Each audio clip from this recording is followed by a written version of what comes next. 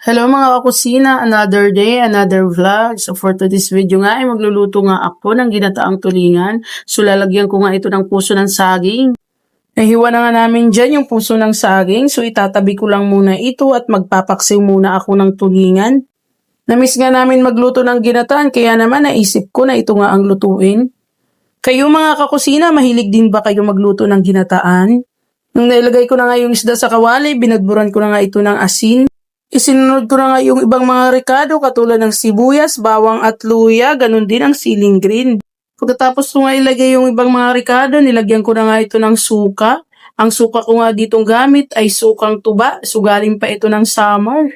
Ito nga yung pinaka namimiss ko sa summer, ang sukang tuba. Dahil masarap nga ito ipanimpla sa mga niluluto, lalo na sa adobo, ganun din sa paksiw.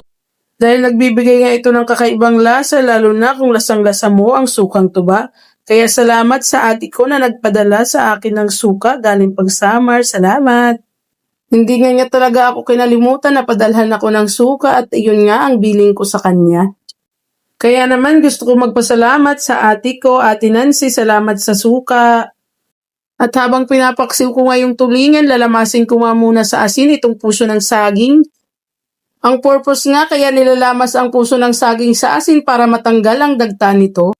Pagkatapos ko nga lamasin yung puso ng saging, hugasan ko nga ito para matanggal yung asin.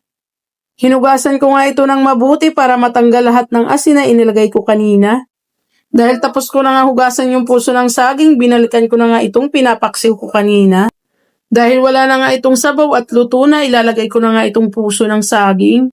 Binubuhag-buhag ko nga ang paglalagay dyan at nung nailagay ko na nga lahat, isinunod ko na ilagay yung unang gata. Pag bumibili nga ako sa palengke, tinatanong ko ang binibilhan ko kung malinis ba ang tubig na ginagamit sa pangalawang gata. Hindi naman sa nag-iinarte ako pero dapat nakakasigurado tayo na malinis yung ilalagay natin sa ating mga niluluto. Lalo na kung ipapakain natin ito sa pamilya at lalo na kung sa ibang tao. Dahil kulang nga yung nahingi kong pangalawang gata, nagdagdag nga ako ng tubig dyan. Pagkatapos ko nga lagyan ng tubig, tinakpan ko nga lang ito hanggang sa maluto.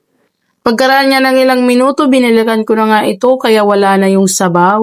So pag ganyan niya ay pwede na natin ito lagyan ng pangalawang gata.